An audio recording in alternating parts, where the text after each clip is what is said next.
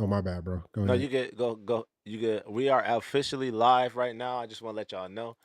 I will be sharing y'all the link so that we can just double back and see what our viewers are looking at. So, All right. the link is going into Discords. Perfect. All right. I'm putting it in I still updates gotta page. join your Discord, JT.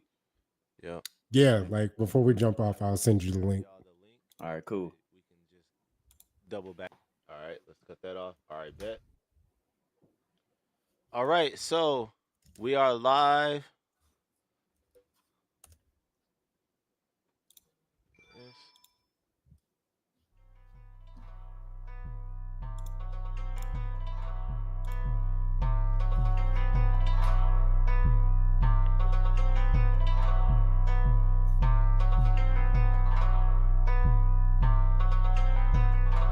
Okay.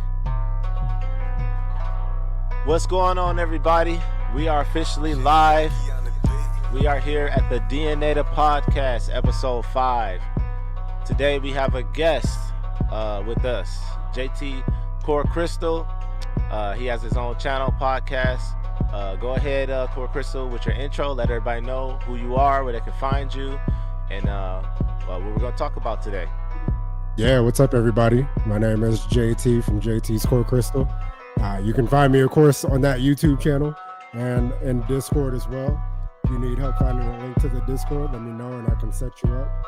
But I talk about gaming on my channel as well, mostly Nintendo content and sometimes the world outside of that as well when it comes to food, fitness, you name it. Like we kind of go over everything on our podcast. So check us out every Monday night for our Monday Night Mayhem and on Wednesdays randomly whenever there's Nintendo news. Oh, absolutely. So we got a little issue with the music, but it's cool. So go ahead, Z Saber, show them what your intro, where they can find you at. Yeah, what's up, everybody? Z Saber from COREXREPLAY here. We back to get into this Nintendo Switch 2 discussion, talking about the console, talking about the features, what we looking forward to, all of that good stuff. It's good to have JT with us. It's good to be here together. It's gonna be a good pod, y'all.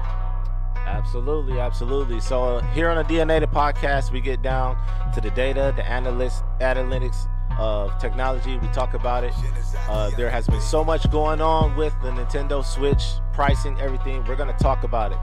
I'm sorry I did not get everybody, the show notes out to everybody, but I will tell y'all, kind of what I have as we go along, the titles of them. And yeah, I would like to get a lot of this covered. Please, y'all, keep it respectful, keep it loving, and let's get right into it. So, all right. So, first and foremost, what I got. All right. It's a pleasure to be here, man. It's a pleasure to be here, and it's a pleasure to have the guests on.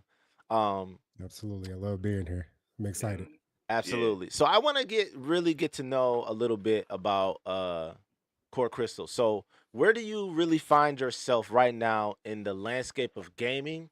Where do you find yourself as mostly defined? A console gamer, Xbox, PlayStation, PC, Nintendo. Who do you, if you were to take a side right now, who would you pick? So I try not to like really like lean like heavily like into the console wars, but I will say like I am a Nintendo Switch gamer. I primarily game on the Switch. Like it's the only console that I have at the moment because when you become an adult, you kind of like get trapped into ecosystems, whether it be your phone, your PC, your video game platform of choice. And you kind of like don't want to spend too much money outside of that. When I started buying a ton of games for the Switch, I was like, yeah, like I'm pretty much locked in at this point. And then I started bringing it with me to the gym and it just kind of like evolved from there. But I was always like a fan of Nintendo, like growing up. I played mostly Zelda and Pokemon. And then PlayStation was kind of like the console that I had everything on at one point in time. And then midway through the PS4 generation, I was playing the Switch a lot more. Like the PS4 would like literally look like a pile of dust. And my little brother was like, yo, like, I'll play it. Like, I got time. Like, I'm like, here you go. Like, it's yours now. Yeah. So I just been kind of rocking out with the Switch. And I currently have over 230 games on my Switch. Oh wow. Now is that what would you say percentage of that is physical versus digital? Probably about 96% digital. Oh yeah, okay. So it's Gotcha. like 50-50. It's like a 50-50. Yeah, Okay. like I don't really buy a lot of physical anymore just because Oh, the okay. convenience factor. I see, I Like, see. So out of yeah, like 200, it's 90% digital? yeah. Dude, you're doing what they want you to do. I know, yeah. Like I'm You know, Yeah, man. I'm not yeah, happy to hear that. I'm not You happy the to hear customer, that. JT. I'm You the saying you're customer. doing yep. what they. I was hoping that it was 50-50 because you know maybe like 100 physical, 100 digital. But you're saying 90%. You got like physical games right now. You telling me, I I man? probably have about 10 physical games that I can like look at right now. Right, And right. 4 of those, I also have copies of them digitally because they're Okay, collector's editions. I And they're see. just like the franchises that I like love, like Zelda, Xenoblade, Yep. Fire Emblem, Metroid. Like I have those collectors and they haven't been opened, nothing. Like Oh wow. I Okay. yeah, So I opened my Xenoblade Chronicles 1 and 2 collector's edition. I mean, I love the art books and the loot that comes in yeah, there, so I'm not gonna hold you on that.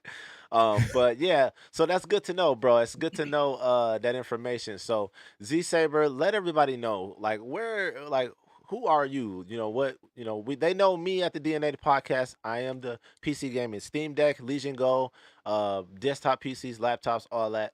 Do have a PS5. I will play consoles, but you know I am definitely mostly identified as of 2017, 100% PC gaming. So, Z Saber, let them know who you repping right now. So I'm repping Nintendo through and through. As much as I want to deny it, I want to fight against it. Seeing all of this news coming out about what Nintendo is doing with the Switch 2, man, I'ma still get it, bro. I'ma still get it, man, because I'm looking at my collection too, and I see my Xenoblade Chronicles X, the strategy guide. I see my Nintendo Switch Tears of the Kingdom limited edition. I got limited editions of the PS4.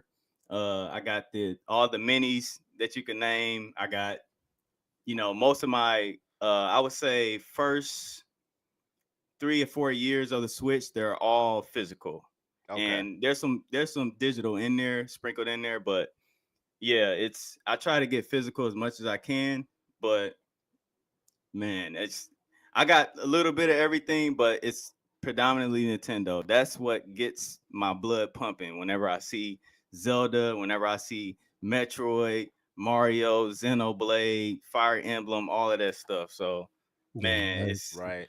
yeah, it's and Okay. something about I love yeah. Sonic too. Sonic, Mega Man, Capcom, all those third parties. I got a love for them too, but it's at the core is Nintendo for sure. Yeah. So Absolutely. So go ahead, Core Crystal. Yeah, I was just gonna like say like I don't know if you guys have seen what the cases for the Switch 2 games look like yet, I but did. after seeing like the full case and like the spine and everything, I was like, oh man, I kind of want to start collecting physical again, but I just Yeah. don't have the space for it. So that's Yep. mainly why I go digital. Right. I see what you're saying. I see what you're saying. Knowing me though, if I anticipate that I'm either gonna move or have better space, I would still buy the physical, put it in the tote, and then just load them up on shelves, bruh. You know what I mean? Yeah. Because this is Yep. the best time to start how you're going to rep it in the beginning. You know what I mean? Hmm. Not trying to backtrack and say, "Oh, how did I find this?" and now this is worth this much money because they only printed so many, blah blah. You know what I'm saying? Like in the very beginning is the best time to claim how you're going to get your games, whether it be physical or digital. Is in the beginning. Yeah. Okay. Yep. All right. So with that being said, icebreakers out the way. We're gonna talk about Nintendo. That's what's hot right now. That's what we gotta figure out what's going on with it. So what I would like to start with is Core Crystal. I would like to know what is your Nintendo Direct initial thoughts. Now, I'm talking about when it first was shown before you got on the podcast or talked about it with anybody else. When it was first shown in that hour, what was your initial thoughts? And Z Saber, I'm gonna ask you to answer that same question. If we're talking about just the presentation itself, that was an A+ presentation from start to finish. I think it had a lot of information, and it kind of made me feel overwhelmed in certain ways with how much information that was just Mm-hmm. bombarded at us. Mm-hmm. But I would say the games announced from first and third party perspective, because if you like think about it, they really only announced stuff for the first 3 months and a couple like things later in the year, next year sprinkled in, Hmm. but it didn't really like go into what PlayStation normally does is announce games 3, 4 years out. Dude. They really, yeah, like it was super quick. Like, here's what you're going to be playing between launch day of June 5th, September, more than likely. And I know there was like the Kirby Air Ride and Hyrule Warriors that will be coming out later as well, but those are still 2025 games. So Right. it's like you'll still be playing those this year. And I know they got to put dates on a couple other things as well, but seeing Miyazaki pop up with his next game, and there was Donkey Kong Bonanza. Like, I'm Yep. still like in my brain, like, what am I buying like around console launch? Because there's just Yeah. so much to really be excited about. But A plus presentation, I'm pretty sure we'll talk about after presentation and try to Yep. like clear up some of the misinformation that's being spread out there as well. Absolutely. Okay, so Z Saber, what is your first initial thoughts? Like, I know I got my next question is what are your marinated thoughts? But I just wanted people to know what are your first initial thoughts of the presentation. All right, because we were supposed to get on live, we had a couple hiccups, so we ended up doing something separately. But just from your point of view, we'll let the people know how where did you stand with just initially with that hour presentation. Initially, I was like, this is a 10 out of 10 direct, especially coming from the previous direct from last week. I mean, it was just like, dude, like Nintendo was just, it's like, oh, wait, we have an extra direct that we can't release this after the Switch 2 direct. Let's just put it out there and then get that out the way. And then we can give them what they really want. And that's the Hmm. way I felt this direct was. And man, I was excited for just Donkey Kong, finally seeing the 3D Donkey Kong, seeing Kirby Air Ride come back. Like, I totally forgot about the game. And I'm like, I instantly knew what it was when he was on that Power Star. I'm like, no way. They making a Yeah. sequel for this, you know? And Yeah. just, man, just seeing Zelda, another Zelda entry into the Breath of the Wild world with I think it's Age of Imprisonment or something like that. Yeah, I think And that's right. Yep. it's just like, man, another story from this. Like, Yeah. I Yeah. thought they were done with Tears of the Kingdom, you know? Right. But man, I was ecstatic seeing F-Zero GX, Hmm. GameCube for the online. I didn't expect that at all. I'm like, okay, y'all pushing it now. Like, Right. we got N64, some of the GameCube games they remastered and released them on the Switch. So I was expecting like GameCube era to be like, okay, this is like the remaster or port Hmm. era of what Nintendo is going to release, but they got it on the online service. So I'm like, wow, Right. Right. Yeah. I was hyped. Okay. So it sounds like y'all really enjoyed it. Y'all thought it was a pretty a fire presentation from Nintendo. Um I am going to have to say I was like B, like just a straight Oh, B, well, okay. like no B plus, no B minus is like a B.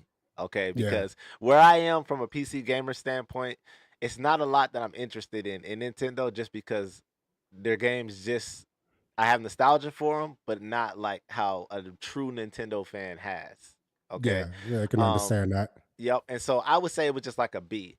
What made it like I would say if I could rate it like a B plus, maybe like an A, is the social aspect of it now. That's what I really enjoyed. And we're gonna talk about that in a little bit. So that leads me to my next question. Now that we got just the initial thoughts of it out, now that we had time to have the dust settle, we had time to, stay up on the news. We had time to let it marinate a little bit. You know what I'm saying? We had a little time to think about this.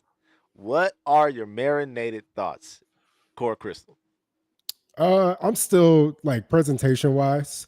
Are we just kind of focusing on that? Or are we talking about everything after as well?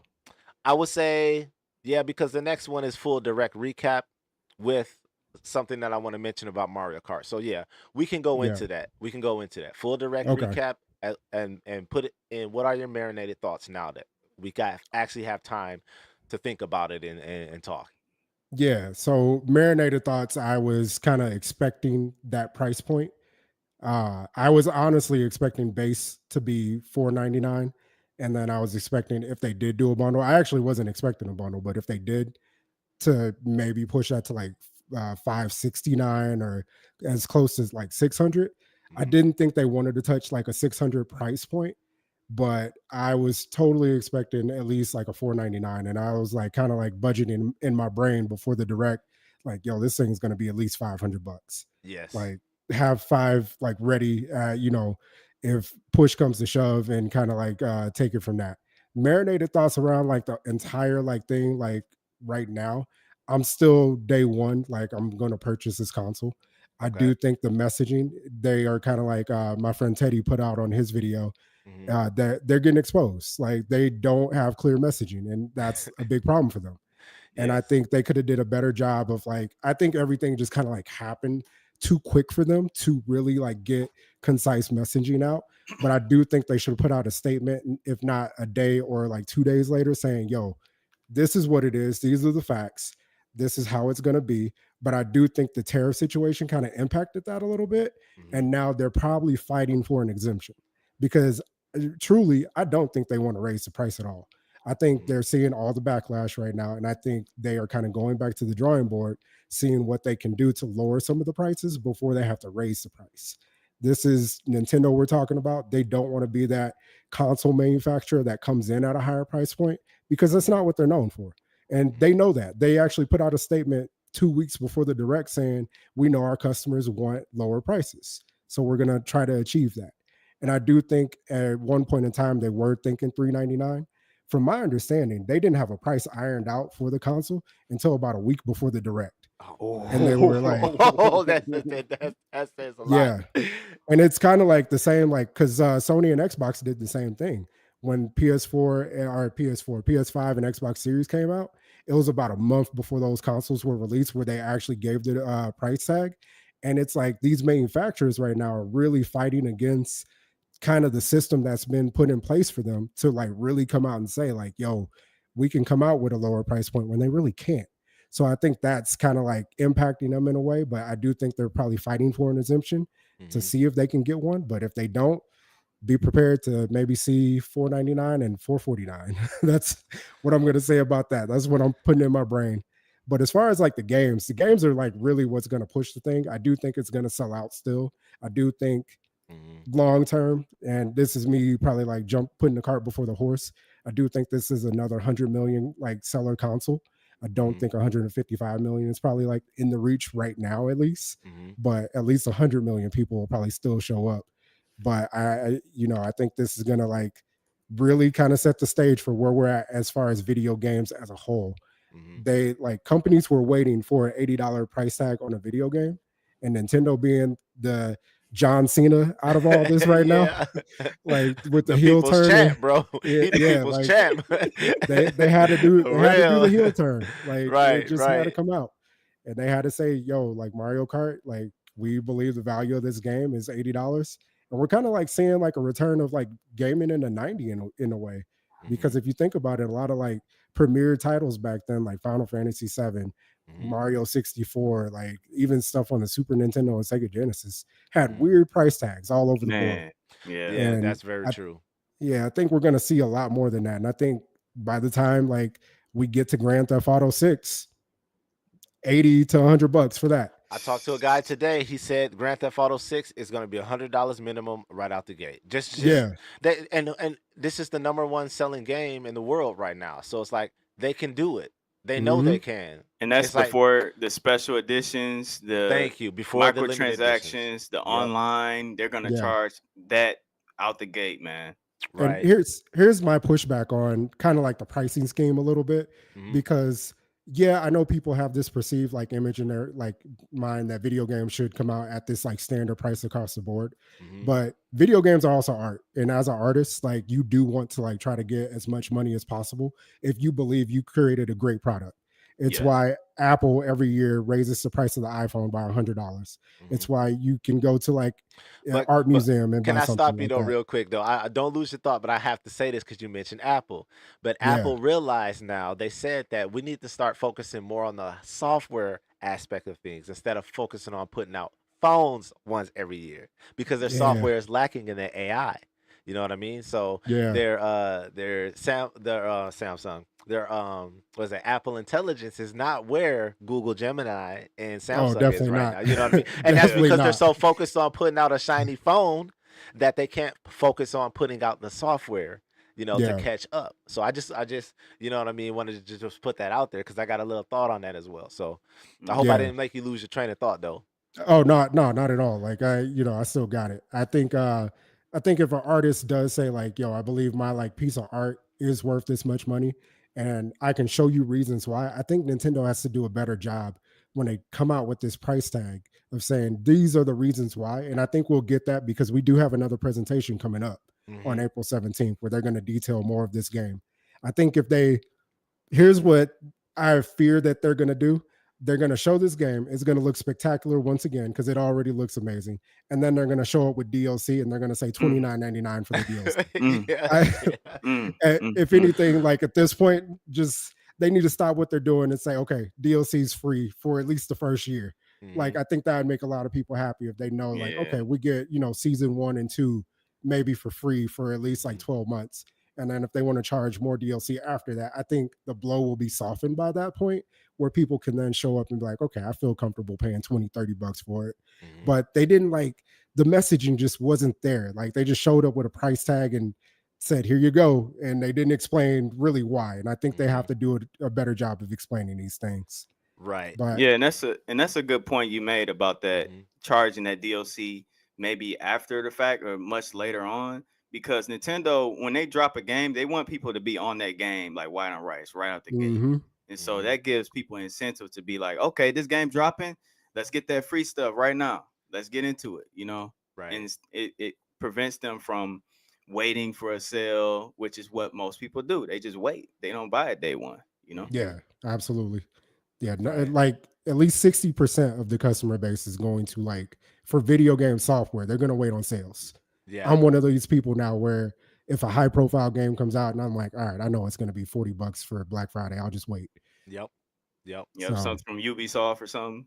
oh, Right. Ubisoft, you got to wait 2 weeks and it's already. I'll tell you, man. When what's the Star Wars new one that came out with the girl? Oh, Dude, Outlaws, Outlaws. yeah, Outlaws. When that came out, bro, it was 28 bucks on CD keys right away. yeah, You know what I Yep. yep, mean? Like 2 weeks later, then they had sales on their website for their own launcher for it to be like 25 bucks. You know Yep. what I yeah. mean? So it's like it's That's crazy. insane. It's Yep. insane. So I so wanted I to mean, say something real quick because mhm. you being a PC gamer, did Cyberpunk 2077 Ultimate Edition shock you? I will say it did not Okay. because Cyberpunk put a lot of updates and patches in their game that changed the game. Okay, so Mhm. this ain't the same Cyberpunk now that we had when it first came out and it was breaking people's PS5. I mean Definitely PS4s. don't. You know what I Yeah. mean? So Yeah. now they have a reason to actually back their price. They have a reason to bundle everything together and raise it a little bit because you're getting a better product. I'm okay with paying for quality.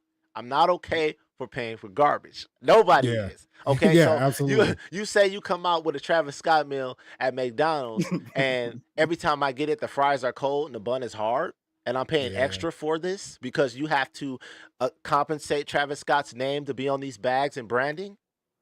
I'm not okay with that. But if Yep. every time I order that Travis Scott meal, I got hot fries and a soft bun, I'm glad to pay for it. So you can't do that with stuff That like bun Cyberpunk. drizzling too. You know what I mean? You can't do that right away in the beginning with Cyberpunk and expect it to land. Come Yep. with the updates, come with the patches, come with the DLS, come with the ray tracing, come with the higher frame rates and all that. And then bundle it, put your Phantom Liberty on there, and give me that high price. Yeah. Okay? So that's why I would say not really. You know what I mean? Okay. Because it Yeah. was a long enough wait for them to fix things, for them to have something to pay for, if it Yeah. makes sense. You know what I mean? Okay. So I will say, you said a lot, bro, and then we're gonna backtrack on a lot of things that you said because we still have to talk about the Japan market with the region free. I mean, and how the old one was region free, but then they Oh region man, blocked this yeah. one. So we got to talk Yeah. about that, Yeah, okay? man. But I just want to get to Z Saber. How did you feel? Marinated thoughts. Where you at right now in conjunction to with Core Crystal mentioned? Yeah, Core Crystal pretty covered it pretty well.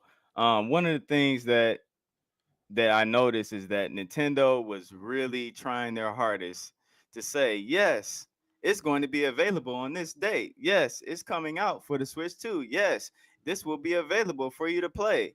But in nowhere are they trying to show the price. And nowhere are they trying to say, hey, this is actually something that's going to piss you off. you know? And it was just like, hey, look at Metroid Prime 4. Look how beautiful it is. Look at the mouse controls. Hey, look at the new Donkey Kong. Hey, look at the new features that we have on the console. 120 FPS, HDR. Like, isn't this wonderful? Isn't this great? This is what you guys wanted, right? You know, which is what we wanted. Yep. And so we got it. And Nintendo is banking on us being like, yes, thank you. We're getting it. Right. And not focusing on the price. And we all know, and Nintendo knows that we got to know the price in order to actually get it. We're not going to be standing in line and being like, oh yeah, I don't know the price, but I'm gonna get it.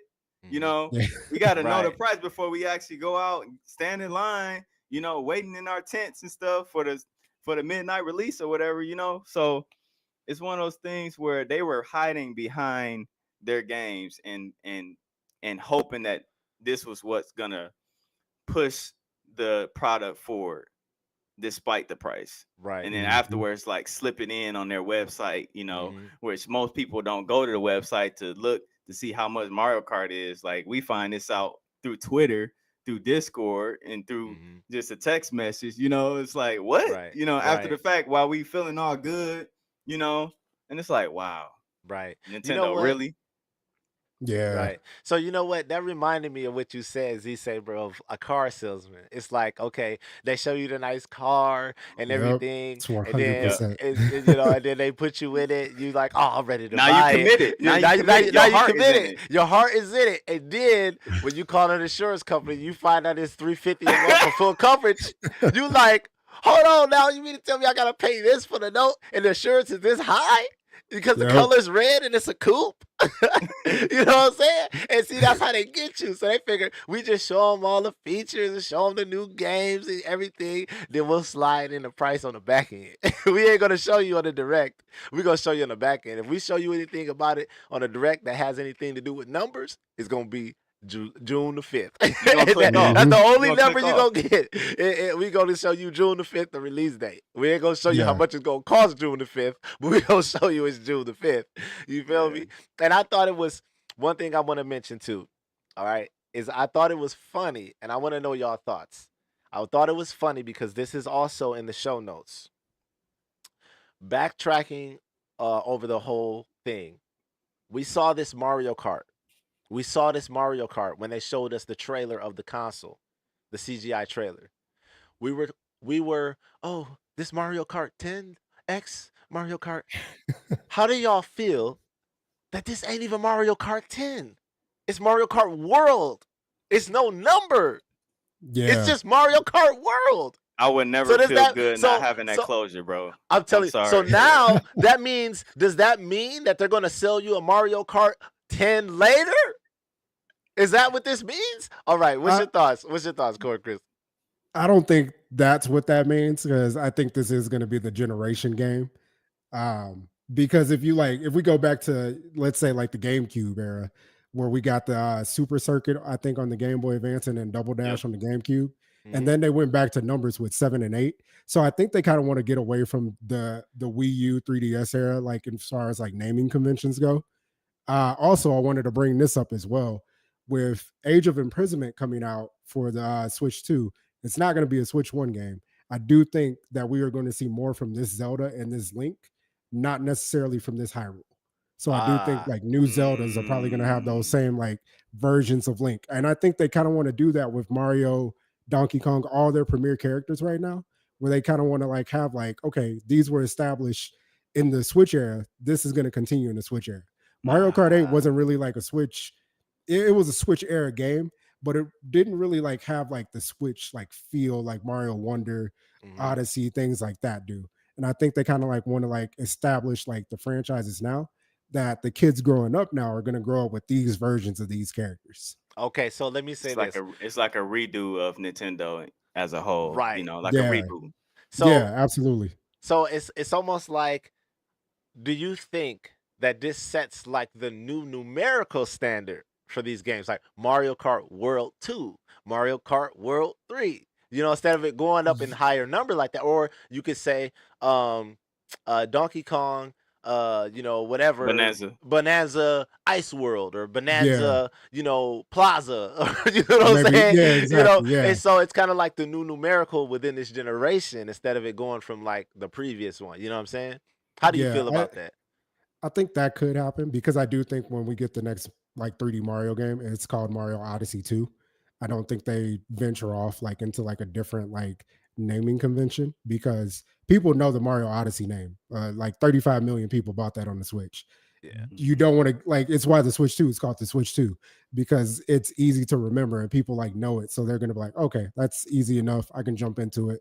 Oh, this is a sequel to a game I played, years ago at this point. I've been craving another sequel. So yeah, like I think people will like jump on that pretty easily.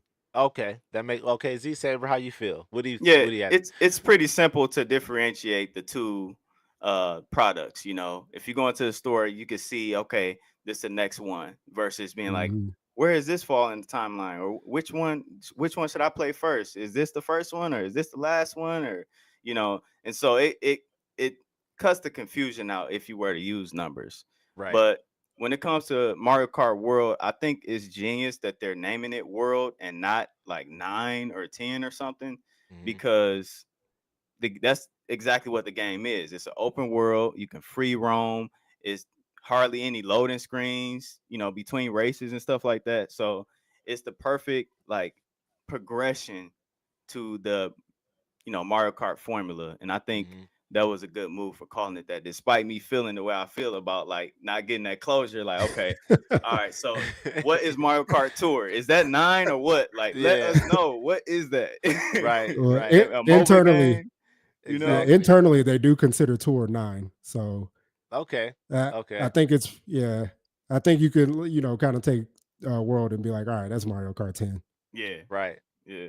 I Okay. would like to see the logo with just a big X, Hmm. like Mega Man Yeah. X, like having that slanted X on the side, like. Right. But I Right. think with Mario Kart 8, they had it 8, and the whole gimmick around Mario Kart 8 was the anti-gravity features with the Hmm. carts and stuff like that. So you're going upside down. So it was a good marketing handle to have it as 8, that like Hmm. infinity symbol.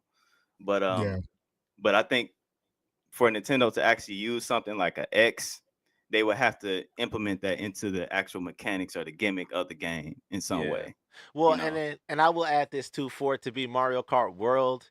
It does make sense because now you're gonna feel more connected with your friends around the world with all of the camera aspects and stuff that they do have Hmm. with it. Because we have the native voice chat and all that, not through an app anymore. And the camera, and oh, I'm stuck in this area. Blow up your screen and say, okay, look, follow that path down that road next to the trees, and boom, boom, boom. You know what I'm saying? So Yeah. Yep. that leads me into talk about the new hardware versus the old. Okay. So we finally got closure on something, no pun intended, talking about the C button. Yeah. Okay, so we did get closure on that. And to find out what it actually was, what's your thoughts? Let's start with Core Crystal.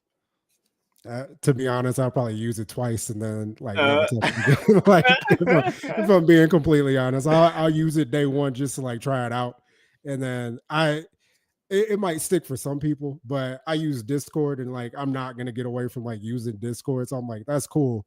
It's probably about 20 years too late. Right. If- And yes, man. even the old Switch had some of those apps like Hulu and what they yeah. put Netflix. So you think they'll put like a native Discord app on there? Nah. Because there's no browser. You know what I'm Nah. saying? It would be too much competition for the Nintendo Discord. That's Well, just then here it. you Like, go. people are going to gravitate toward Yeah. that. There you It's go. why it's why Nintendo today like is an app and they have kind of like so if you like have y'all downloaded it yet? No, I have, I have not. Okay. unfortunately, Okay, I because can't speak on it, so that's y'all. I'm gonna let y'all take the floor on that one. Well, What if is in it? you What can you expect in this app? Like, how is it right now? it's a news app. They don't want to pay the expensive prices to Elon Musk to have like a Twitter channel. They still have one, But if they could like put the news out and like get people to move over to their app and not have to use Twitter, Facebook, whatever, they'd rather do that. And I think Mhm. that's why you won't see like stuff like Discord pop up on the Twitch, is because that's going to come with a fee. And why have a fee when we can do it ourselves? Right. Yeah. I mean, we suffered through the app for the old console, and guess what? For the people who are still on $150 million player base on the old Switch, they still got to suffer through it because Hmm. it doesn't have the social capabilities of the Switch 2. So that alone, if I was a Nintendo guy, that alone would make me like my last question, which we kind of already got Core Crystal's answer already, but are you hopping off the porch, balcony, or three-story building for the Switch day one? And I can tell you right now, I will be hopping off maybe the balcony, but not a three-story building for a day one. You feel me? So we know you're getting it day one, Core Crystal, Yeah. but we can save the final answer for what Z Saber has to say for the end. All right, so because that's gonna be Yeah. my last question. Now look, um, what do you got to say about the new hardware, Z Saber, in conjunction to Core Crystal? How are you feeling about this?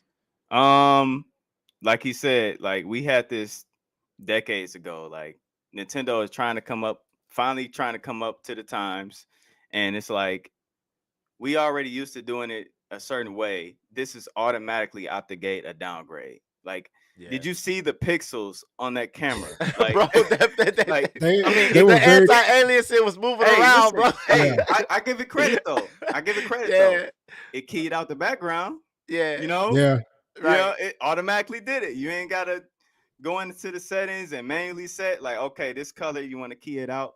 No, they automatically did it. That's cool, right? Yeah, yeah. But look at them pixels though, man. I know That's them like pixels was bad, bro. that's You know, $50 pixels right there. Like, yeah. right, and the That right. thing is, like, even with the game sharing feature where you can look at each other's screen, immediately when I saw that on my stream, I'm like, bro, you gotta be kidding me with this. Like, it's no way Nintendo said, hey, people are gonna like this. Let's show this on the stream.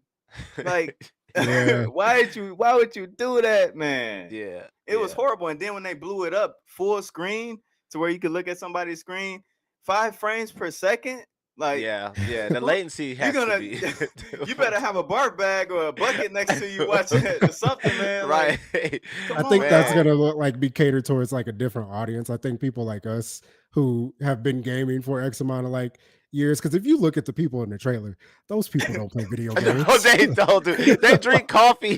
That's what they do. They drink coffee, bro. You They in like, know. college, man. They studying. I They ain't know. got time to Like, play. I yeah, they know, Get might on for man. play two five games a minutes. year. Right, Like Yeah. exactly. it's not Yeah. gonna be for us. It's gonna be catered towards more the casual audience and kids. Right. Mario Uh, Kart and Fortnite. Yep, Mm-hmm. that's it. But Right. as far as like hardware goes, the tech that went into the hardware itself outside of the C button, it's got some impressive specs. Mm-hmm. Um, just like they didn't put everything out there, but I don't know if y'all saw Nvidia's talk about it at all. Mm-hmm. Nvidia, Yeah. you said? Uh-huh. No, we have not talked because I know that they're doing this chip with them again. Um, Hmm.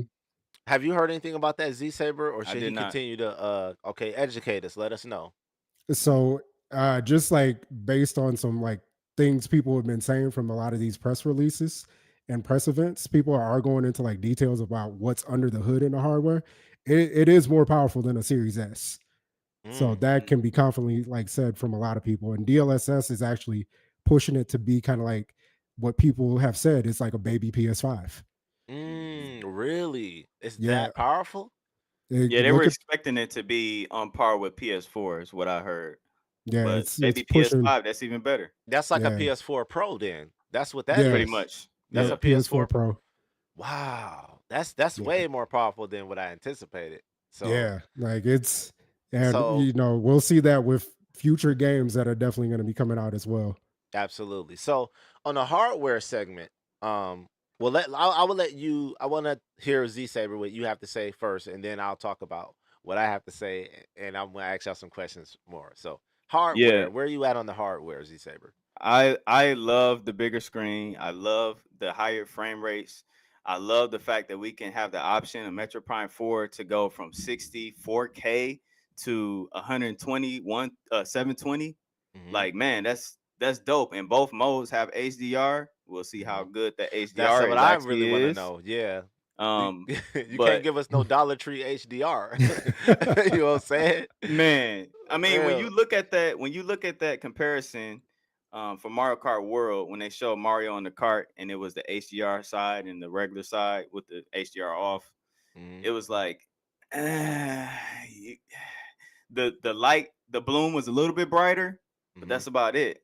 You Mhm. know, Yeah. it's just giving you lighter lights, but we have to see how those dark areas look, and only an OLED can actually showcase that. Like with Metro Dread, Mhm. the darks were just black. Like that title screen, man, you was like, Mhm. man, this is an OLED. Yeah. Mhm. Yeah. That's a So good showcase game for sure. the Yeah. SD card, I am bummed We about the have SD to talk cards. about that. Look. Let's just hold on, bro. Look, Okay. Look. look. Before you go there, I'm going there. No, I'm no, no, going no, there. no, no, no, no, no. Now, hold on. Let's I'm just going look, because there. that's gonna easily take at I got it least right here, 30 bro. I got it minutes. right here. Okay, that's gonna take at least 30 minutes. All right. Because look, I got a lot to say It don't myself take that about long. that. It don't take Come that on, bro. long. Hold on. There's a few things I want to bring out about the Switch's hardware before we get over to that. Okay. Yeah. Now, what I have right here, which I wanted to get Core Crystal on.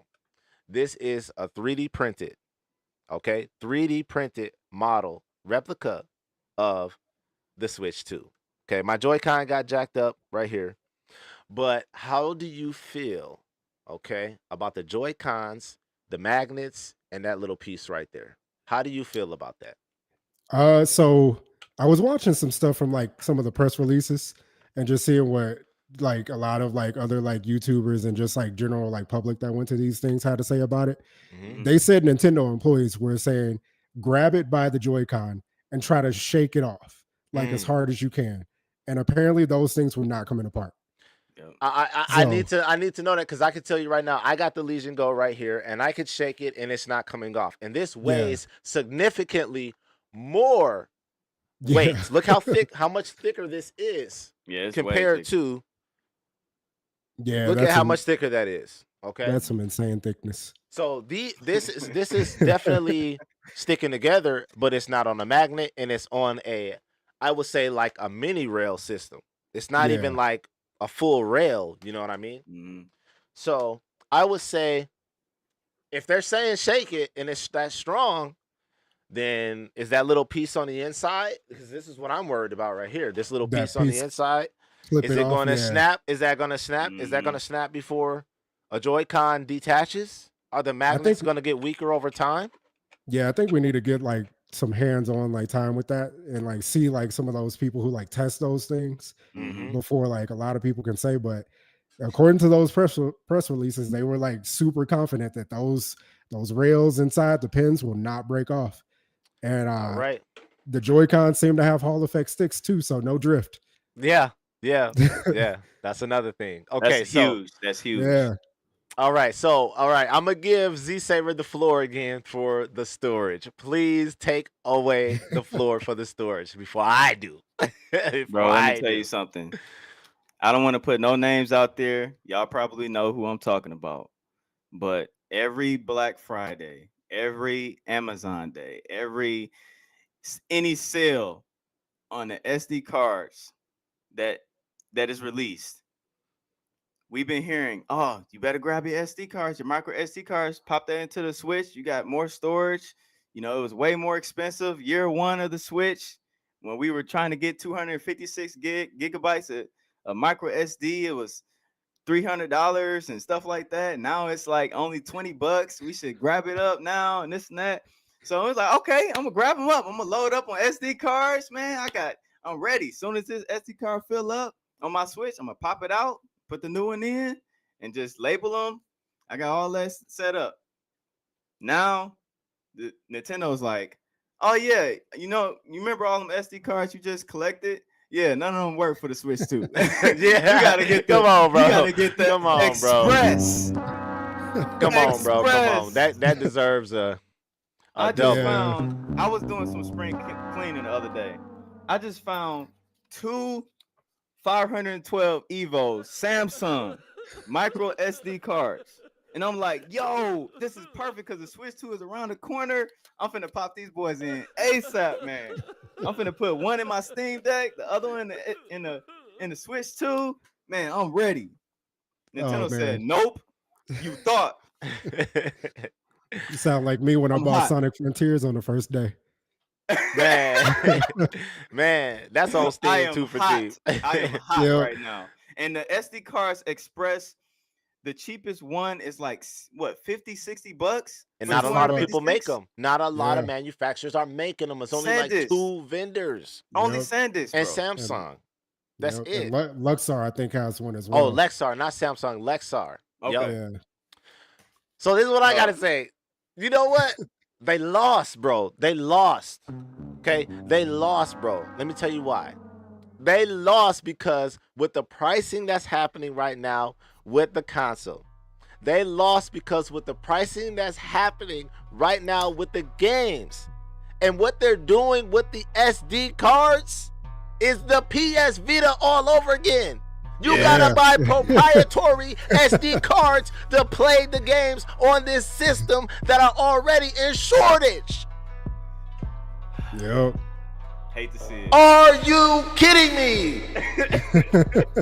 Y'all lost. This is not starting out well at all, bro. Yep. Yep, yeah. I'm with you on that. So that Yeah, that's not it. tragic. Yeah, tragic. Because I That's was not it. expecting I have a 2 terabyte SD card, and I was kind of expecting to carry that over as well. Oh. Yep. So I was like, oh, I guess I'm not like I'll probably download a couple of Switch One games on it, but I was like, I'm not moving that off like the current Switch. So Right, I feel right. you on that. That's it. It'd be in good faith, even if they had, I would say, like SSD support in some way, because you could get a cheap SSD for like 70 2 terabytes for bucks. 80. Yeah, Yeah. exactly. And Mm-hmm. I think Mhm. that'd be like good faith to like customers to say like, yeah, you might have to carry this semi bulky item around, but Mm-hmm. Mhm. also it'd be cheaper for you. But yeah, like the SD, like the memory card thing, I was kind of like turning my head a little bit. I understand reasons why, but they Yeah. have the technology. They could get it to work. Oh, absolutely. And And that'll we gotta. probably, Oh, well, go ahead. I'll say this real quick. That'll be probably one of the first things that people hack on the system is the Oh storage to yeah. use older Oh yeah. SD cards. That's why they Yeah. did it. That's why You know they what I did Hmm. it. mean? You know. And so, and now, then when they do the Switch OLED, they're gonna fix that hack by doing whatever else internally. But I think that's gonna be one of the first things. Okay, so go ahead. I hope I didn't make you lose your thought, Z Saber. Yeah. Just thinking about the Express SD cards, they're for faster read and write speeds. Mm-hmm. So if we're talking about the game carts, we have two different versions of the Switch games. We have the OG Switch games that we already have, and then we Hmm. have the um and they explained it very, very weird to where it's like we have three or four different kinds of games for the Switch. It's like, okay, okay. Wait, isn't that the same? Like Yeah. Right. they explained it like they over explained it. And it really what it is you have the Switch 1 games and then you have the Switch 2 games. If you want the upgraded version for the Switch 2, you pay a price.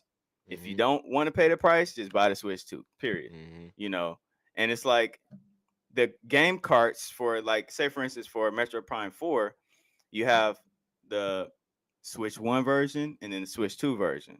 Mm-hmm. So my thing is, okay, I personally like the box art of the Switch 1 of Metro Prime 4 versus the Switch 2. I just think that the border, the red border around it, and it's covering up a lot of the art, the actual art of the game. Hmm. So I'm like, and then I like that clear case as well. I'm not sold on the red cases yet. It kind of Mm-hmm. reminds me of some of the 3DS cases with the Mm-hmm. red cases, like the Mario Kart 7. But I think when it comes to the different carts, if you were to get the Switch 1 version, your load times would be slower than the Switch 2 version. Mm-hmm. And so that's got me a little conflicted. Like I don't want to pay that premium price, Switch 2 price if I don't have to. Mm-hmm. And is it really going to make a difference in gameplay where you're going to appreciate those faster load times? You I know. will say it will make a difference in third-party games versus first-party games because if Oh we're yeah. talking about a baby PS5, Nintendo already doesn't need a lot of resources to run their games. They're all shell shaded. They're all Fire Emblem Three Houses type stuff. You know what I mean? So that's gonna run Mhm. great on a 60 or the 90, 120 hertz per second is gonna be easy to achieve on that. But when you talking about from soft games and rebirth and stuff that Yeah. don't use light resources, Yep. you better come with Dedicated that engines. performance. Yeah. Exactly. You know what I mean? And so that's really where the discrepancy is going to be with the third parties. I feel like Yeah. they really got to optimize it for this. Okay. You're talking about higher than the Xbox Series S. We better not see on the Avengers Hulk's toes looking the way that they was on the Well, Xbox Oh Series yeah. S. I Okay, forgot about we that. better not I be don't seeing the polygons looking like that. You know I what don't I'm think we're gonna saying? get I Looking don't, like some Aduli sausages. Like what Right. is yeah. it? I don't even think we're gonna get that game like, ported to the Switch 2 at all because I think they're just done with that game Yep. entirely. But Right. So, yeah, well, like that if they do, they getting exposed hard on that one. They gonna get yeah, Man. exposed hard. the Vaseline So, look on a lot of games has to go. Like I'm mhm, with you on that.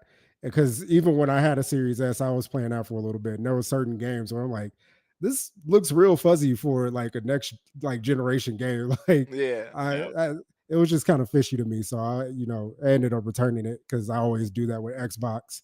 I play Hmm. it for like 3 weeks, and then I'm like, all right, I've had as much fun with this as I could. So it's Hmm. time to go. Yep. But Yeah. it's going to be real curious when games like Monster in the Wild start popping up.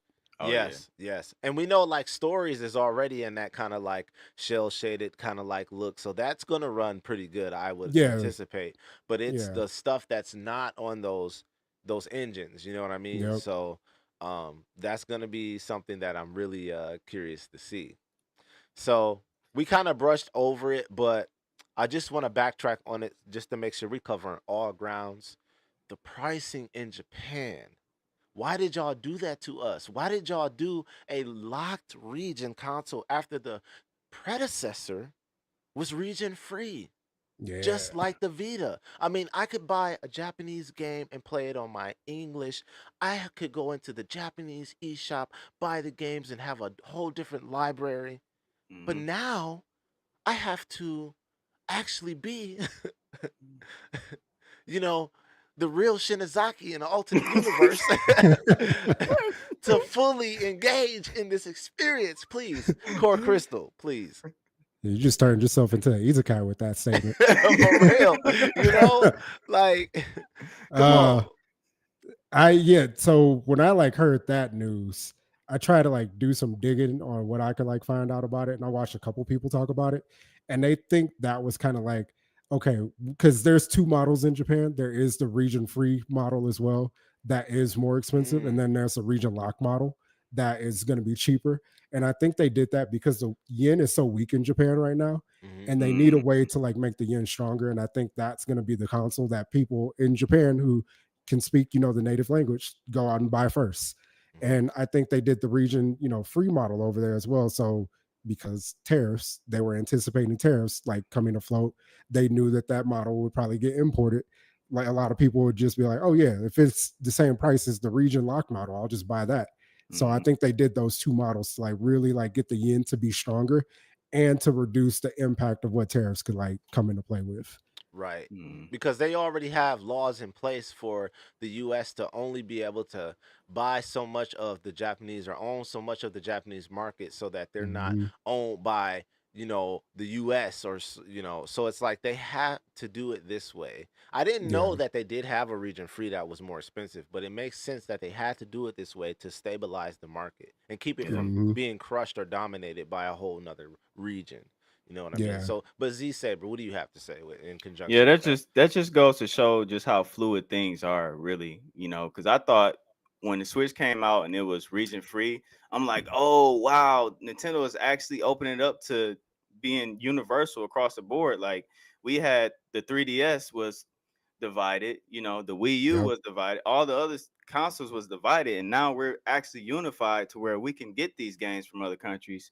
And now Nintendo was like, well, actually, because of situations, you gotta, you gotta deviate, you know. So at any point things can change. When we think it's going to be solid, it's going to be locked in the gaming industry, who knows what can happen, and it all goes back to money, Mm-hmm. unfortunately. Yeah. Mm-hmm. Yeah, I Okay. do see a situation where that model probably goes away after like 2 years, Yeah. where they don't sell it anymore. Especially people always just buy the more expensive model, no matter what part of the world that they're in. So they'll probably see like turnaround and people just getting the region free model and buying that, and they'll probably like dish out that region lock model pretty early on. Mm-hmm. Mhm. But I mean, for the people who know that they're going to be in Japan and have no desire of moving outside of Japan and learning a different language, they're going to be set with that anyway. Them. So Hmm. I mean, it's going to work for them no matter what. What they did Yep. was they protected their economy. It's Yeah. unfortunate for us in the U.S. to hear that, but Yeah. not everything is valued by our currency, unfortunately. Yep. So, um, I want to get into tariffs a little bit, but I do have some more things that I want to talk about. If we don't get into the tariffs, we can do that on another podcast. But I do have some more things that I want to mention about the hardware. So with the USB-C at the top, they definitely showcase the camera there as it's in the dock.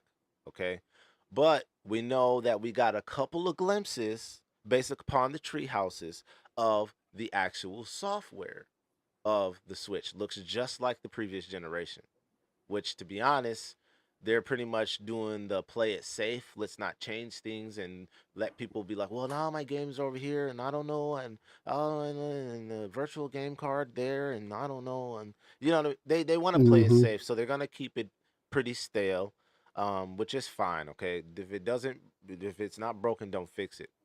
But my thought is, do you think that USB-C will only be locked to that camera, or could I go on Amazon and get a $20 USB-C camera and have the same experience? Let's Mm.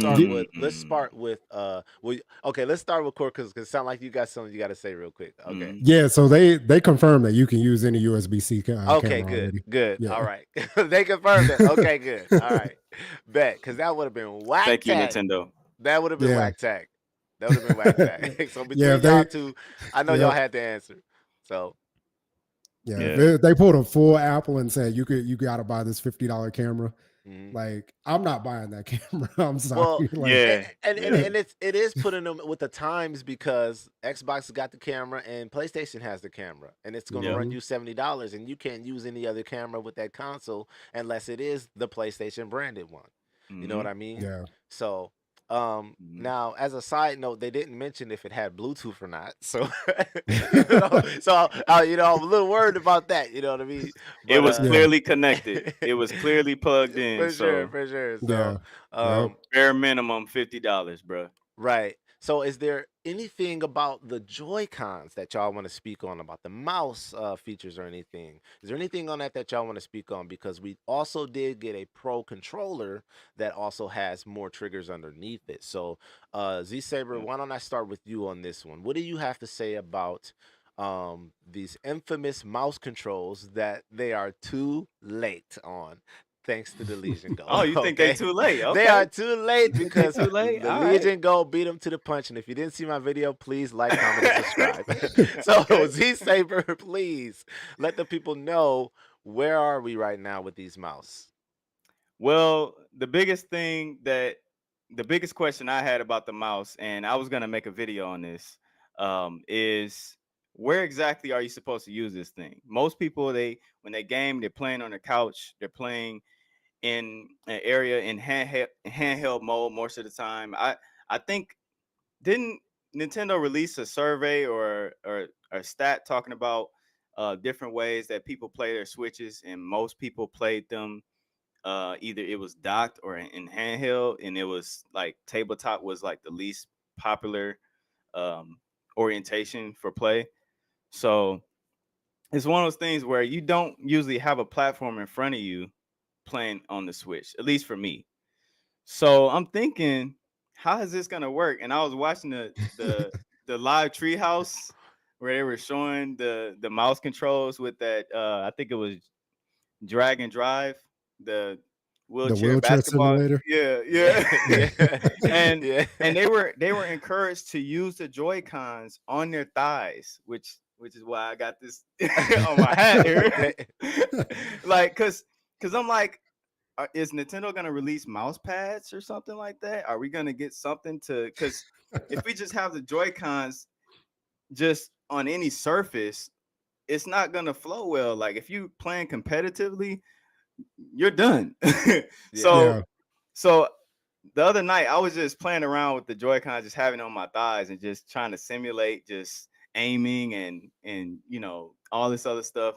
And I think Nintendo just wants you to use your thighs as a mouse pad. That's unfortunate, my So guy. there's a whole lot of jokes that go along with that. We're Yeah. not gonna go down that road. Right. Because everybody gonna be doing leg day in the gym trying to get thunder thighs and just to play they Switch. Come on, bro. Let's go. Like, really, like. Yes. So that was a huge revelation that I had. Just thinking about everything, and I'm like, wow, I can't wait to talk about this on the pod. Yeah, Right. This is unprecedented, and Um, I'm really curious to see how you that's cut gonna out. work. Okay. Can y'all Okay. hear me? Okay, never. Yeah, I Yeah, can yeah. hear you now. You Yeah, good. you're Yeah. good. Yeah, I'm just really curious to see how this gonna work, like in Metro Prime 4, because that's the only game that I'm gonna be trying that out with, you know, out of the gate for sure. Okay. So Yeah. Okay. Well, you got the floor. Core Crystal. So.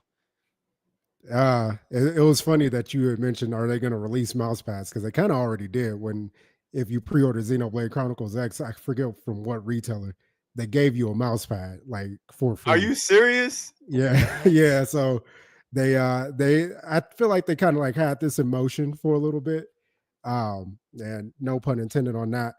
But I They had this like emotion for real. Let's catch I go. that. do see a situation where like we could potentially see Nintendo branded mouse pads in the future, especially like as far as like because they're going to be pushing this thing really hard. Mhm. Also, with that survey that you had mentioned, they did kind of like expand on that a little bit to see where people do play games mostly, and a lot of that survey said at a desk. Mm-hmm. So I think they already like had that in mind as well. Like, okay, like we really want to appeal to that PC market that plays games because the Civ 7 developers were really happy about this. They're like, yo, this is going to give us parity with, you know, the PC version.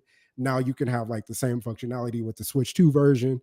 So they were ecstatic to like be talking about this apparently from a lot of what's going around right now at the press release. Right. But I mean, I see a situation where it's like, where else can you really use the mouse? And I think we're gonna probably see more of that when the WarioWare game comes out, because you know that always uses the control function in a weird way. Yep. But Oh yeah. like they're pushing this like mouse feature really hard right now. Like, and shout out, you know, to the late great Etika, because he'd be really excited about this. Joy-Con Man. boys So, forever. man, know, I man. promise you, dude. I That should have worn dude, my shirt. I got the shirt. man. Yeah. One of these days, I'm gonna get the heart rate monitor on screen like this. That was my favorite thing about dude. My man said, "Y'all Yeah. gonna see how hyped I am." He said, "Man, I promise you, man." So shout out, man. R.I.P. bro. R.I.P. for real. Yep. Joy-Con boys for life. So, but yeah, that's like, very interesting though to see how they actually implemented that, because with the Legion Go obviously doing it in its FPS mode and it stands up higher, they couldn't do it that way. They couldn't have done it yeah. because if there's one thing I could complain about with this, is that when you do FPS mode, you know, you have the triggers right here and the trigger right here, you know. But when you're not doing FPS mode, you're constantly gripping those buttons and hitting them. And it kind of messes you up, because in Yeah. a really intense game, you don't want to be gripping those buttons with your palm constantly. You know what I mean? So the fact Mhm. that the IR blaster is right here and you can just naturally feel like a mouse, I kind of do like that a little bit better. Now, I did play, if you watch my video talking about these, Star Wars Squadrons, and it felt nice because it actually felt like you had a flight stick as you were doing it. But Yeah. not every game is Star Wars Squadrons, you know what I'm saying? So it's Yep. primarily, that's why they call it FPS, because they want people to play an FPS in mind for the majority of the time that they use that feature. Now, doing this together, I think is going to feel a little awkward, because I'm right-handed and I'm not left-handed, and trying to use a mouse left-handed, that's going to be a learning curve. So what do you have Yeah, to say? absolutely. Anybody have anything to say on that? before we move on? I got a quick question for both of y'all. Did y'all ever play Dragon Ball Budokai Tenkaichi on the Wii? Not on the Wii, but definitely on Not the on the Wii. PS2. Okay. On the Wii, there was a mode where if you use the motion controls to do a Kamehameha by like pushing the Wiimote like forward.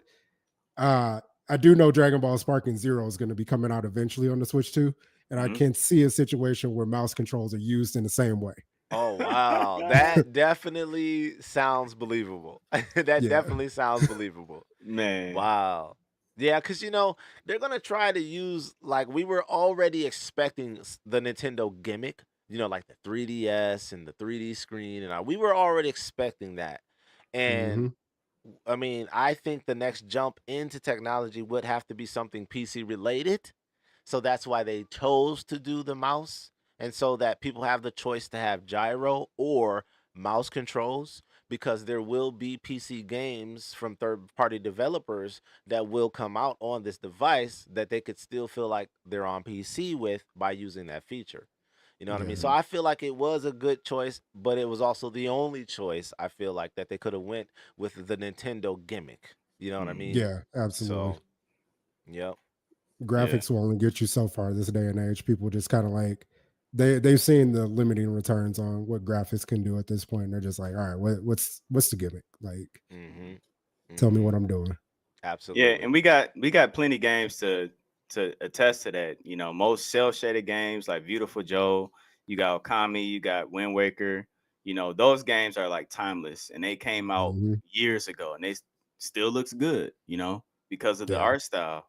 So Mhm. it's one of those things where you kind of hit with because even Twilight Princess, it looked good when it first came out, but Mhm. now it's like you looking at them graphics like, man, like Yeah. Yeah. It looks like somebody stepped on it.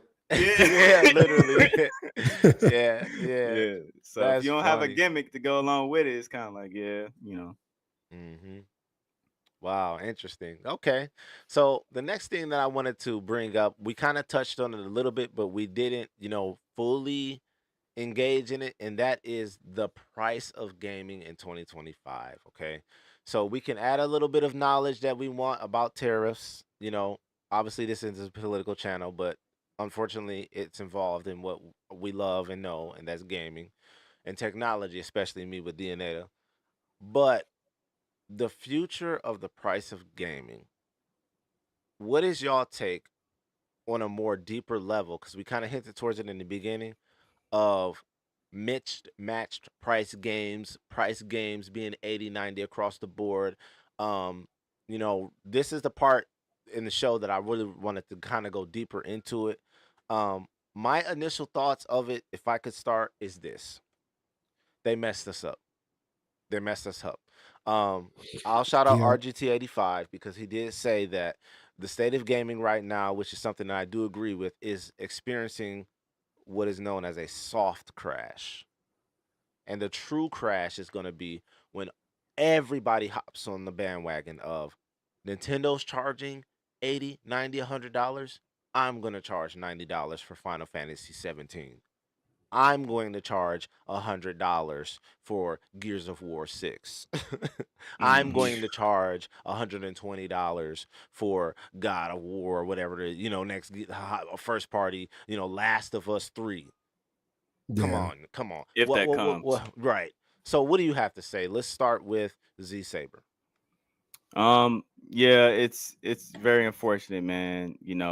Like I'm thinking back, like something that you said, Corey Crystal, earlier about how, back in the day, prices were all over the place. Like we're getting back to the era, and back in the day, you had Blockbuster, you had Hollywood Video, you had Media Exchange, and all these other, different stores that you can go to, rent the game for a weekend, try to beat it, take it back before you go back to school, you know. And I Hmm. think I think this is like I think history as a whole is rebooting to where Mhm. Yeah. it's like we're gonna go back. Nintendo's rebooting with their franchises and stuff. We're going back to the old days where games are so high, you're just gonna rent them, play them, beat them, and then send them back. The one thing that's going to um, put a monkey wrench in that plan is DLC and updates to games, because Mm. now companies don't just release a game and it's just the final product and then they move Mm-hmm. on to the sequel. Now it's like, oh, remember that game that came out? Now we're gonna add another story segment to it. Now we're adding another character. Now we're adding, all of this extra content and costumes and Mm-hmm. so forth. So, I've been for the last, I want to say solid year, I've been using GameFly and it's been working out for me to Mm-hmm. where you could just rent the game, you get it in the mail. Yeah, it may come late depending on where you're located if you're not close to a distribution center. But you get it in the mail, you play it, and once you're done with the game, you're done with the game. You send it back and you get the next one in your queue. So it's one of those things where I think that's the move for me personally. And when more people catch on to that, something else is going to change in the industry to where Yeah. Yeah. now that's not an option anymore. Yeah. So Yeah. yeah, Core yeah, Crystal. Yeah, I agree. I fully agree with that. I think we are kind of like seeing a repeat of history in a way.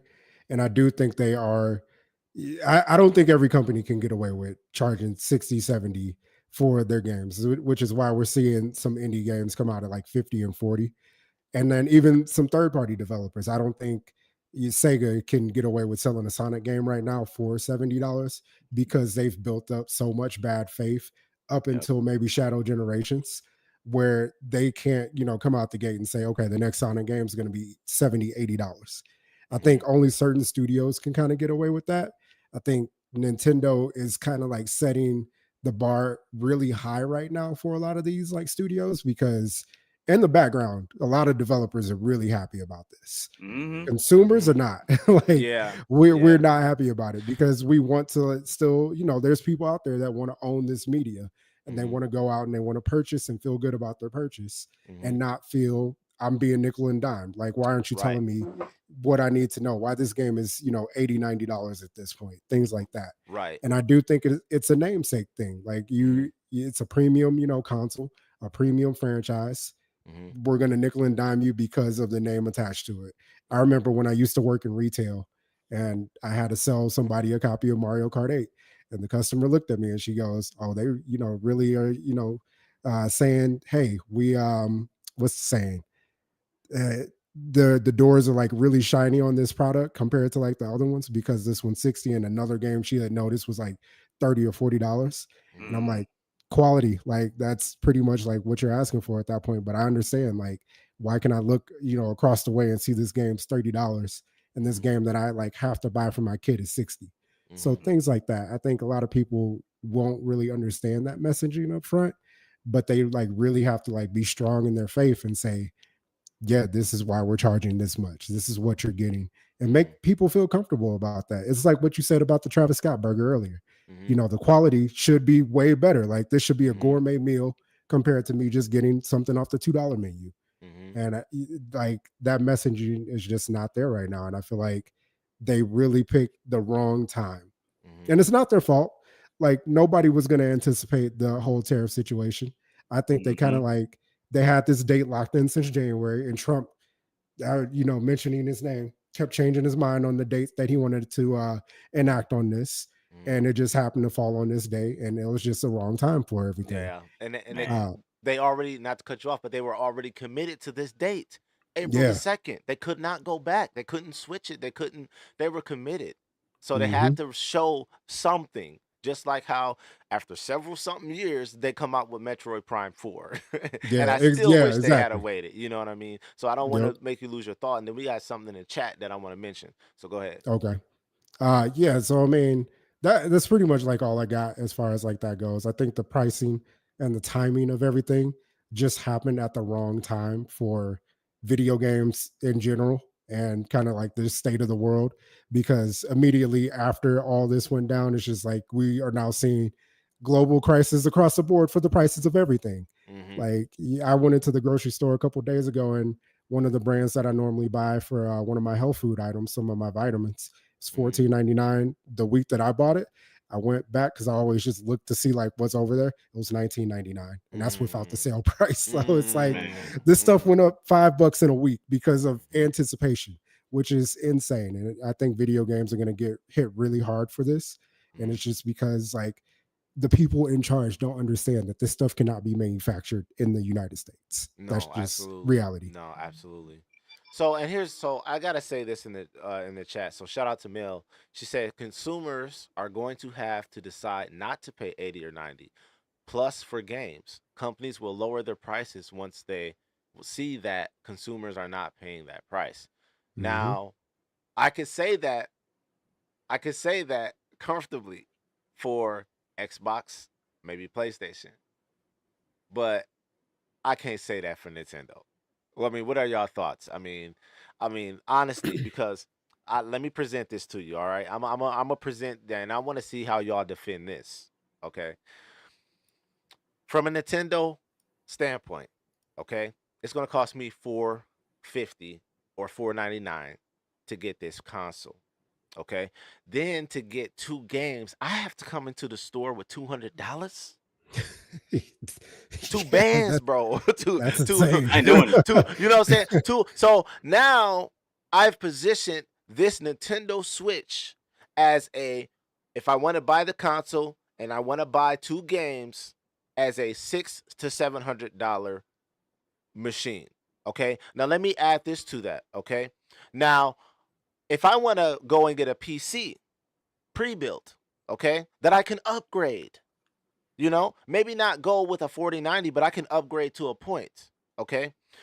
I can go get a PC for 7, 8, 900 bucks. And everything else after that costs $3, $5. Epic Game Store free, Amazon Game Store, GOG. I can get a whole library of games, maybe 20 of them for pennies on a dollar. So it's like after the initial 700, 800 bucks, everything else after that is pennies to a dollar. So if I'm a customer and I want to get into gaming, the barrier of entry for PC is a lot less than it is for the Nintendo Switch and vice versa, the PS5 and Xbox. How do you defend that? Yeah, that's a good question. I think if we are in a situation, because Nintendo's anticipating around 20 million for the first year to be sold of the Switch 2 between June when it comes out and March 31st of their end of year. I think if we're in a situation where they sell half of that, the price is going to have to like get slashed in a certain way. And I think we've kind of like seen this across the board with PlayStation and Xbox because while those consoles haven't dropped in price, like it had a stationary price drop, we've seen them drop in price during the holiday season. Because last year, I want to say the PS5 went down to 350, and the year before that, it kind of did the same thing as well. And that's because they noticed like throughout like the peak periods of the year, summertime, things like that, people aren't buying the hardware as much. Hmm. So people spend more money during the holiday just because that's kind of like in our culture nowadays. You believe I have to spend more money during the holiday season. Yeah. Like I always end up like doing it, and sometimes I don't even like buy a ton of gifts. I'm just like, man, like I just spent more. Hmm. But I think Nintendo's going to kind of be in the same situation. I think a lot of this is going to affect them in a way where they have to say, maybe I'm not saying, I know this for fact, but maybe like not this holiday, but next holiday, maybe the Switch goes down to 350 like everybody else. I Hmm. think they could like see themselves in a situation like that. And you brought up the PC thing, which I think is a really good point. I think the biggest difference between like still the console customer and the consumer customer or the PC customer is ease of use. Because a lot of people look at PC and like getting into that ecosystem a little bit like with kind of like side eye because it does take a little bit of work to kind of get into there, especially like if you have to buy a really expensive laptop, get Steam set up, get everything else like equipped with it, make sure that you can change graphic settings so these Hmm. things run. Where in a console, you kind of just go to the store, you buy your console, you buy your game, you pop it in, and it just works. So I think that's like what a lot of people like think nowadays. Okay, so let me refute that by saying let's go back to a third party developer game. Okay, we saw from Soft's game. Okay, now, okay, I buy it. I'm expecting it to run at 60, 90, 100 frames per second, but now I'm getting Age of Calamitous frame rates. Asia Be- Calamitous. I'm getting Age of Calamitous frame rates, and all my friends at school and all my colleagues are saying PC runs it great. PC runs it great. The Steam Deck runs it great. What do you do? Well, with FromSoft's new game, You won't be able to play it on PC because it is a Switch exclusive. Ah. Okay, But okay, but in they're older retrospect, games. yeah, yeah, You just gonna have to okay, deal with it with that. Yeah, Us so bloods, it is what it yeah, is. so it does seem like Elden Ring is going to have a 4K 60 mode, okay, and probably like the 120 1080p mode as well. Or it could be 4K 30 and then 1080 60. I'm not sure on the specs on that because that one's hmm not coming out on launch. But that one will probably come out a little bit after launch, it seems like. But it seems like all the other third party games so far either pushing 4K 60 or 4K 30 and 1080 60. hmm Yakuza 0 is a good example of that, where hmm that game, they were showing it off at the press event. It was running 4K 60. hmm Yeah. So I okay, think, yeah, I think they did their math on, kind of like they heard the messaging loud and yeah, clear. I yeah, think that was kind of like forefront of their mind because Nintendo even said it themselves. They wanted to make better games themselves for the Switch, and it because of the hardware limitations, they weren't able to. So right. I think they know that people don't want inconsistent frame rates. Hmm. Absolutely, because when this first Switch came out, it was already behind in technology, and that's Hmm. because they needed to test the waters before they went all in, and then they flopped. Yeah. Okay, so do you have anything you want to add to that, Z Saber, to this Uh, discussion? y'all covered it pretty well. I mean, it's one of those things where you get what you put into it, and if you have a big library already on the Switch One, you're most likely going to get the Switch 2 and just pop in the Switch 1 games and call it a day. You know, Hmm at the Hmm. least, you're gonna get better frame rates in Age of Calamity. You're gonna get better Yeah. frame rates in, Mortal Kombat 1 if you got that. It's gonna look better, hopefully.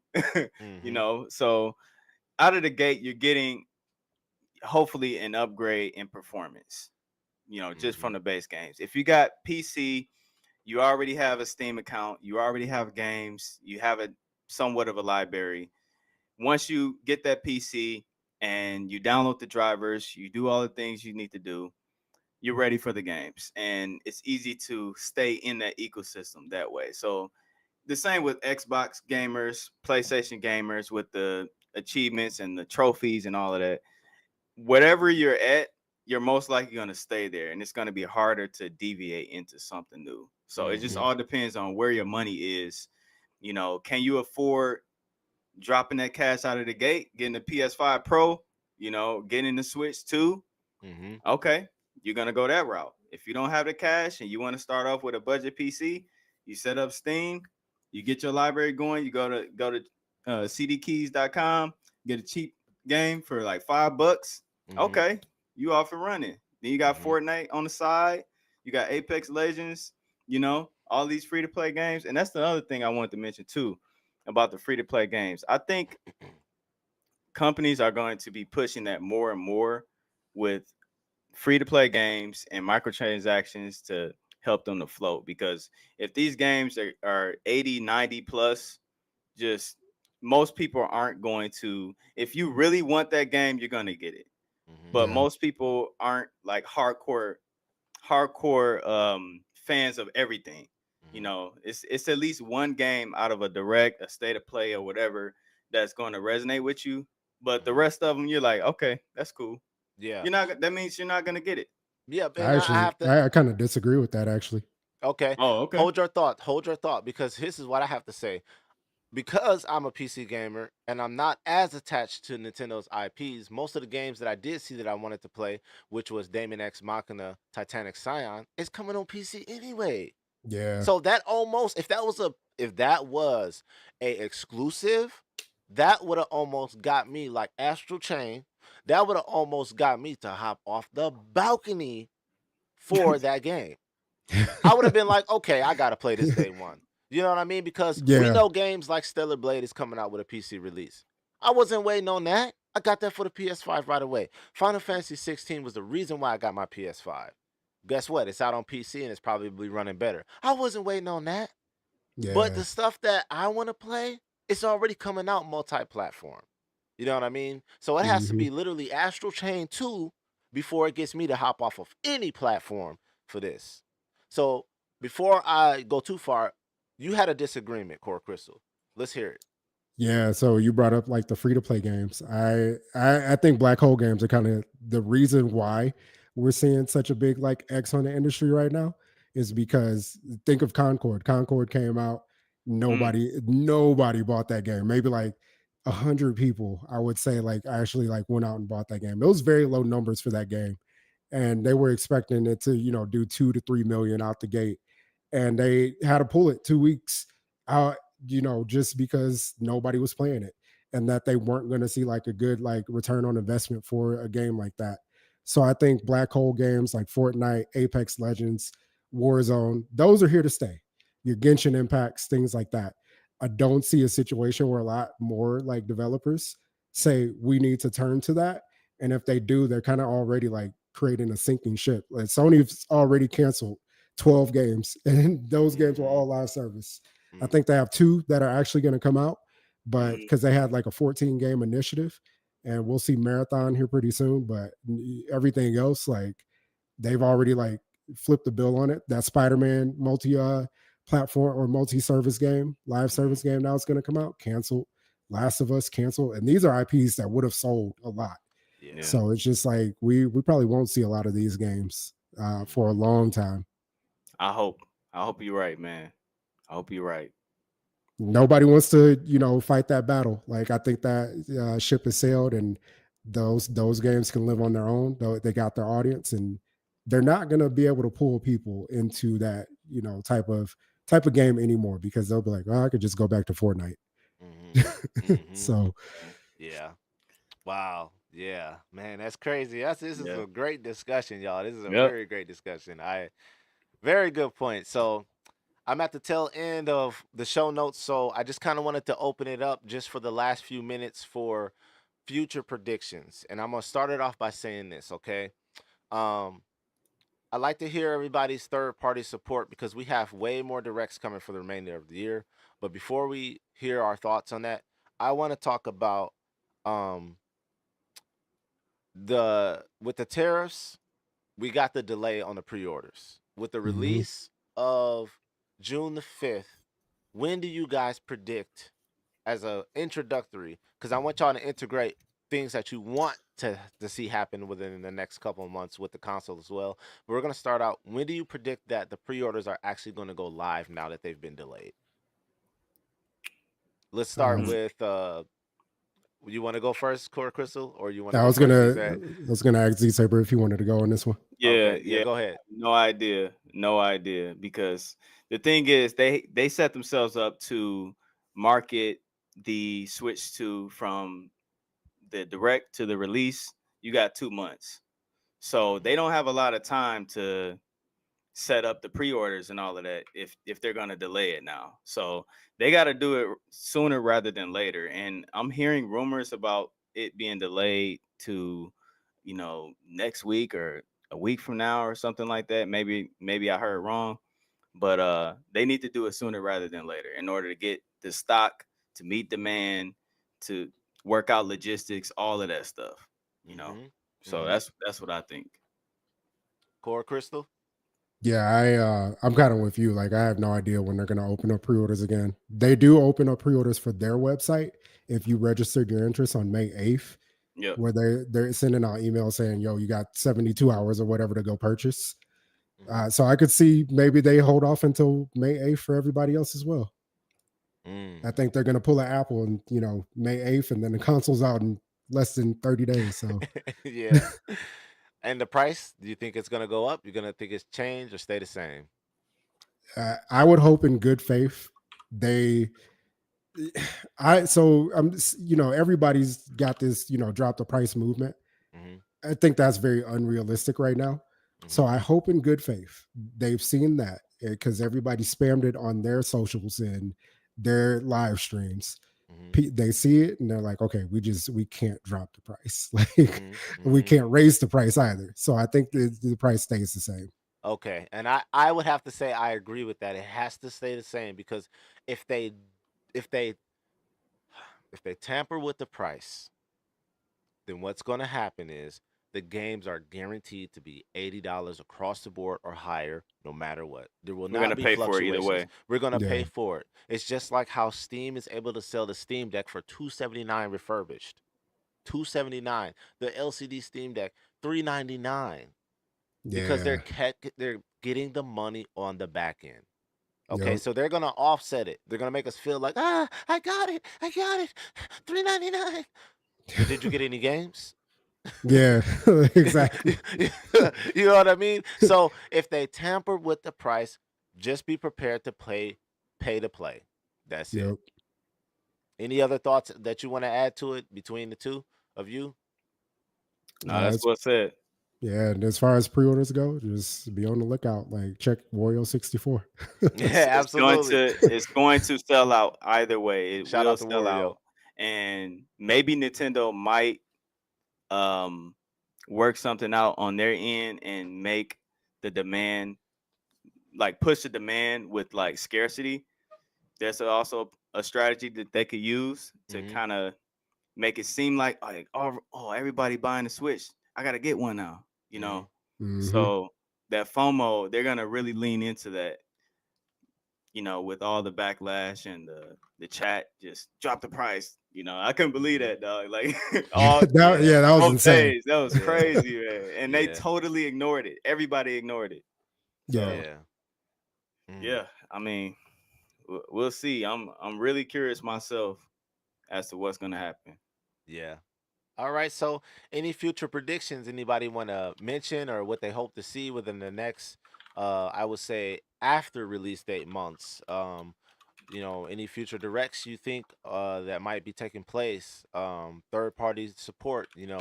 As far as games that will be shown. We know that the first Nintendo Switch had a lot of PS Vita ports to it.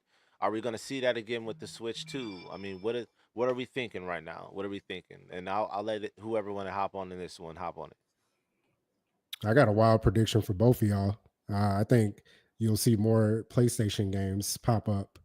Yeah. And I'm not talking little PlayStation games. I think that we could be in a situation where we see Horizon Zero Dawn and Spider-Man remastered. And I will have to say definitely Horizon because it sold better on the Switch than it did on Yeah, its home console. The Lego, exactly. The yeah. Lego one. Yep. So that's definitely a given. I won't say that's wild. I think that's realistic. If you don't believe that, then you living with your eyes closed for real. So what do you Yeah. say, Z Saber? Anything? I don't know. I just think that more third parties are going to jump on the bandwagon with the Switch 2 because, you know, after the Wii U, they were like a little iffy with the Switch 1. And so they had support, but it wasn't that heavy support that they had with other generations of Nintendo. So I think with this Switch 2, they're coming in hard, especially for 2026. Mm-hmm. Yeah. So because I heard that a lot of developers they're getting the dev kits late as well. So, you know, once they get these dev kits, you know, all of these games is going to come out, you know, the next direct probably in September, fall time to line it up for 2026. You're going to see a lot of 2026 announcements. And so, yeah, you know, Final Fantasy is coming. So Rebirth is on the way. Yeah. You know, the third installment is on the way, probably day one with PS5. So, yeah, it's exciting time. Absolutely. I agree with that. Okay. All right. Well, with that being said, this has been a very great discussion on the D.N.ATA podcast, episode 5, where we're talking about a deep discussion of the Nintendo Switch 2. So that leads me to ask the final question. All right. And that is, are you hopping off the porch, balcony, or 3-story building for the Switch 2 day one? Let me know. All I right. love it. I am hopping off the porch with some knee pads, some combat boots, some artillery items. I'm hopping off hard. Some elixirs and Phoenix Downs. Because once them pre-orders drop, we're going to get a little taste of what's to come. And I heard that they're doing midnight releases for this as well. Man, pandemonium. Y'all get ready. Get ready, because let me tell you something. If you don't get this day one, despite everything that we know, it might be a minute before you get it. It might be. That's true. And if you seeing these videos of Mario Kart World and you seeing these games coming out, you seeing the next direct, and you like, Metro Prime 4 get a release date. Oh man, I don't got it yet. It's gonna be tight.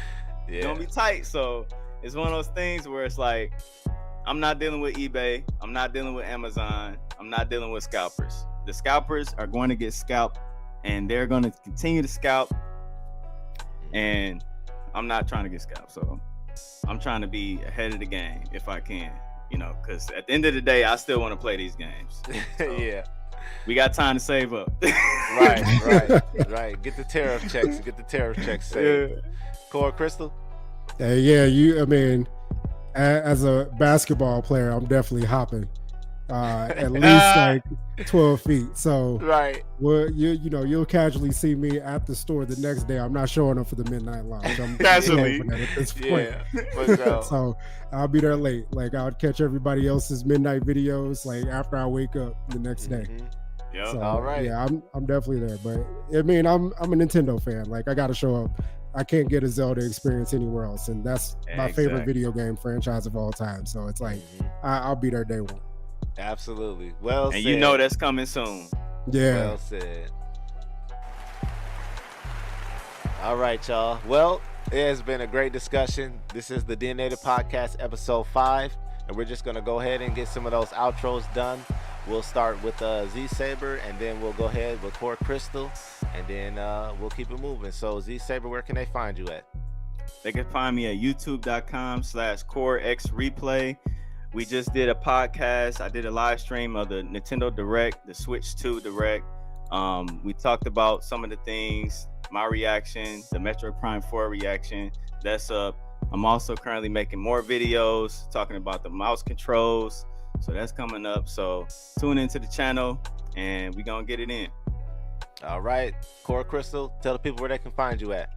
Yeah, you can find me at youtube.com/JTSCORECRYSTAL.